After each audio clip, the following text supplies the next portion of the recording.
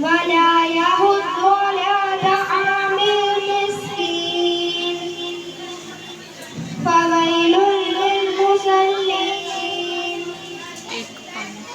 الذين هم عن صلاتهم ساهون الذين هم يراءون ويمنعون الماعون.